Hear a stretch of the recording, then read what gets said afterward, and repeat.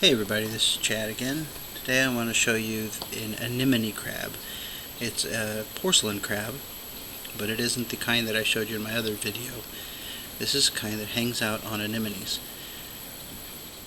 Just like the other porcelain crab, they have the filter feeding appendages, the modified, where they just reach into the water column and go to town. I just finished scraping the front glass on the tank. So there are plenty of little pieces of phytoplankton going around for this guy to eat, and of course zooplankton that lives in that algae. So he is just having a good old time. He is on my blue maxi mini anemone.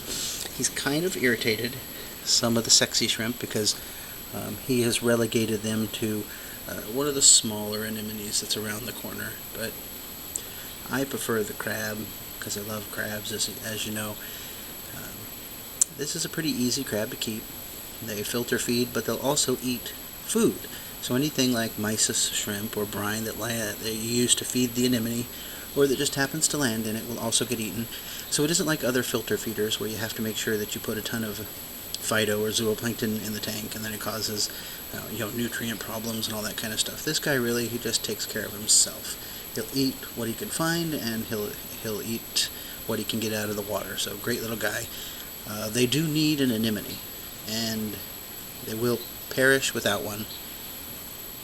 So it's important that you have an anemone for them. And the reason for this is simply without one, they tend to just go into hiding, and they can't get to the food and the nutrients that they need to survive. It's really no more complex than that. So if you're going to have one, provide it with a good anemone. I have seen some of them host with a mushroom. As long as they have something that they can hang out with and get close to, they'll do okay. But anemones are best. Fortunately, maxi mini anemones are super easy to keep, and they obviously like them. They get much bigger than this guy. Not a huge crab, of course, but they'll get a couple times bigger than what you see here. This is a particularly small guy. There are a couple other of them in my tank, and they hang out on the big anemone. Finally, the clownfish let them on there, but they're always on the back side, so I can't get a good video of them. This is a new one, and he inhabited this perfect positioned anemone, which is one of the reasons I put these little maxi minis in there in the first place, was for the sexy shrimp and for the anemone crabs. So anyway, simple little guy to take care of.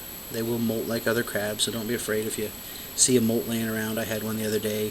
Looks just like they're dead, but they're not. It's a molt.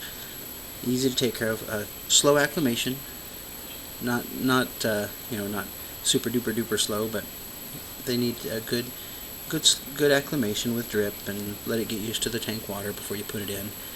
I always grab it in my hand gently, let it just kind of rest in my hand, and I will lower it down to the anemone that I want it to be on. So I will place them, because they can have difficulty, especially in a tank this size, getting around and finding an anemone, and so you want to give them the best chance they can for starting out in your tank right. Anyway, that's a great little crab that I'd share it with you. Thanks for watching. See you guys next time.